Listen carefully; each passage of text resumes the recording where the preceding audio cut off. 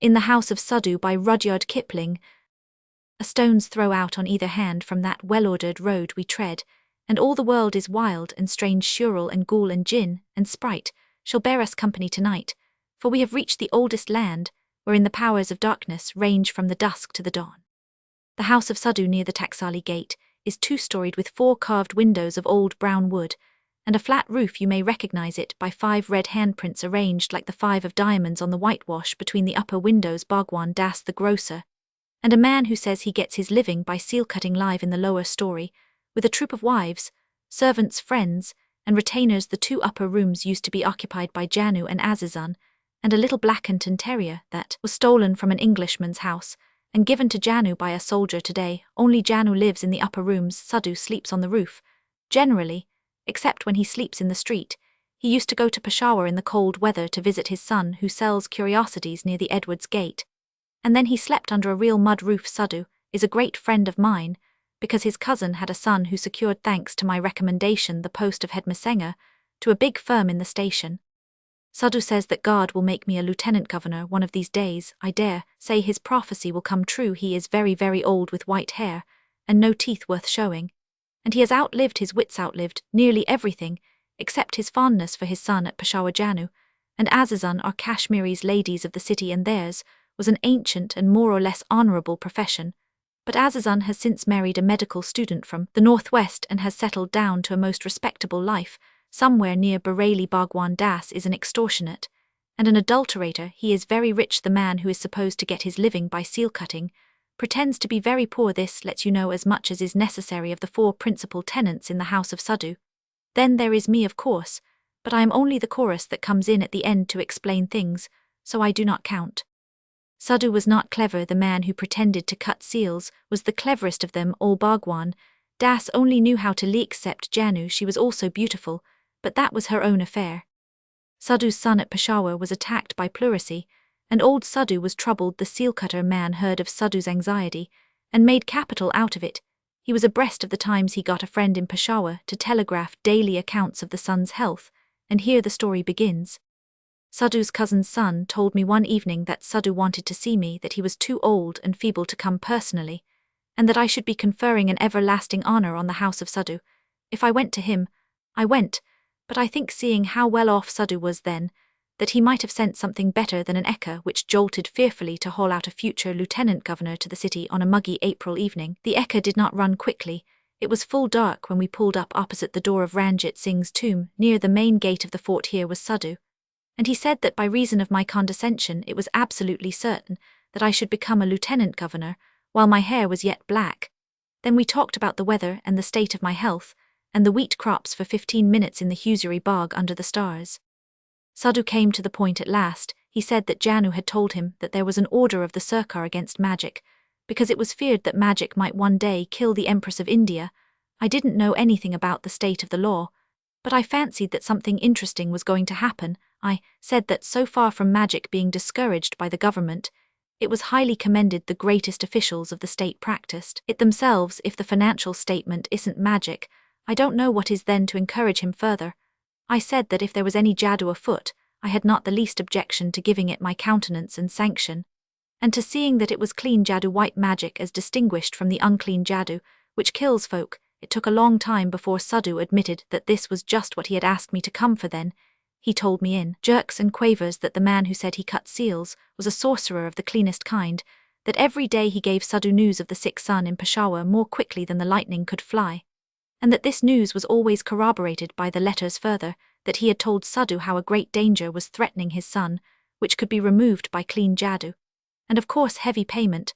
I began to see exactly how the land lay, and told Suddhoo that I also understood a little jadoo in the western line, and would go to his house to see that everything was done decently and in order. We set off together, and on the way Suddhoo told me that he had paid the seal cutter between 100 and 200 rupees already, and the jadoo of that night would cost 200 more, which was cheap, he said, considering the greatness of his son's danger.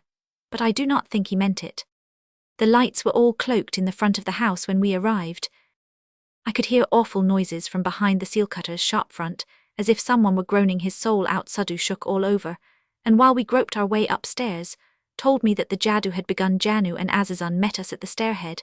and told us that the Jadoo work was coming off in their rooms, because there was more space there. Janu is a lady of a free-thinking turn of mind. She whispered that the Jadoo was an invention to get money out of Suddhoo, and that the seal cutter would go to a hot place when he died. Suddhoo was nearly crying with fear and old age. He kept walking up and down the room in the half-light, repeating his son's name over and over again, and asking Azizun if the seal cutter ought not to make a reduction in the case of his own landlord. Janu pulled me over to the shadow in the recess of the carved bow windows. The boards were up, and the rooms were only lit by one tiny oil lamp. There was no chance of my being seen if I stayed still. Presently the groans below ceased, and we heard steps on the staircase. That was the seal cutter. He stopped outside the door as the terrier barked, and Azizun fumbled at the chain, and he told Suddhoo to blow out the lamp. This left the place in jet darkness, except for the red glow from the two hookahs that belonged to Janu and Azizun. The seal cutter came in, and I heard Suddhoo throw himself down on the floor and groan. Azizun caught her breath, and Janu backed onto one of the beds with a shudder. There was a clink of something metallic, and then shot up a pale blue-green flame near the ground. The light was just enough to show Azizun pressed against one corner of the room, with the terrier between her knees, Janu with her hands clasped leaning forward as she sat on the bed, Suddhoo face down quivering, and the seal cutter. I hope I may never see another man like that seal cutter. He was stripped to the waist with a wreath of white jasmine as thick as my wrist round his forehead, a salmon-coloured loincloth round his middle, and a steel bangle on each ankle. This was not awe-inspiring. It was the face of the man that turned me cold. It was blue-grey in the first place. In the second, the eyes were rolled back, till you could only see the whites of them, and in the third the face was the face of a demona ghoul, anything you please, except of the sleek, oily old ruffian who sat in the daytime over his turning lathe downstairs. He was lying on his stomach with his arms turned and crossed behind him, as if he had been thrown down. Pinioned his head and neck were the only parts of him off the floor. They were nearly at right angles to the body, like the head of a cobra at spring it was. Ghastly in the centre of the room on the bare earth floor stood a big deep brass basin with a pale blue-green light, floating in the centre like a nightlight round that basin. The man on the floor wriggled himself 3 times. How he did it, I do not know. I could see the muscles ripple along his spine and fall smooth again, but I could not see any other motion. The head seemed the only thing alive about him, except that slow curl and uncurl of the labouring back muscles. Janu from the bed was breathing 70 to the minute. Azizun held her hands before her eyes, and old Suddhoo, fingering at the dirt that had got into his white beard, was crying to himself. The horror of it was that the creeping, crawly thing made no sound, only crawled, and remember this lasted for 10 minutes, while the terrier whined and Azizun shuddered and Janu gasped and Suddhoo cried. I felt the hair lift at the back of my head and my heart thump like a Thermon-Tidot paddle. Luckily, the seal cutter betrayed himself by his most impressive trick and made me calm again. After he had finished that unspeakable triple crawl, he stretched his head away from the floor as high as he could and sent out a jet of fire from his nostrils. Now I knew how fire spouting is done. I can do it myself, so I felt at ease. The business was a fraud. If he had only kept to that crawl, without trying to raise the effect, goodness knows what I might not have thought. Both the girls shrieked at the jet of fire, and the head dropped chin on the floor with a thud, the whole body lying then like a corpse with its arms trussed. There was a pause of 5 full minutes after this, and the blue-green flame died down. Janu stooped to settle one of her anklets, while Azizun turned her face to the wall and took the terrier in her arms. Suddhoo put out an arm mechanically to Janu's hookah, and she slid it across the floor with her foot directly above the body, and on the wall were a couple of flaming portraits in stamped paper frames of the Queen and the Prince of Wales. They looked down on the performance, and to my thinking seemed to heighten the grotesqueness of it all. Just when the silence was getting unendurable, the body turned over and rolled away from the basin to the side of the room where it lay stomach up. There was a faint plop from the base, exactly like the noise a fish makes when it takes a fly, and the green light in the centre revived. I looked at the basin and saw bobbing in the water the dried, shriveled black head of a native baby, open eyes, open mouth, and shaved scalp. It was worse being so very sudden than the crawling exhibition. We had no time to say anything before it began to speak. Read Poe's account of the voice that came from the mesmerized dying man, and you will realize less than 1/2 of the horror of that head's voice. There was an interval of a second or two between each word, and a sort of ring, ring, ring in the note of the voice, like the timbre of a bell. It pealed slowly, as if talking to itself for several minutes before I got rid of my cold sweat. Then the blessed solution struck me. I looked at the body lying near the doorway and saw just where the hollow of the throat joins on the shoulders, a muscle that had nothing to do with any man's regular breathing twitching away steadily. The whole thing was a careful reproduction of the Egyptian teraphin that one reads about sometimes, and the voice was as clever and as appalling a piece of ventriloquism as one could wish to hear all this time. The head was lip-lapping against the side of the basin, and speaking it told Suddhoo on his face again whining of his son's illness, and of the state of the illness up to the evening of that very night. I always shall respect the seal cutter for keeping so faithfully to the time of the Peshawar telegrams. It went on to say that skilled doctors were night and day watching over the man's life, and that he would eventually recover if the fee to the potent sorcerer, whose servant was the head in the basin, were doubled.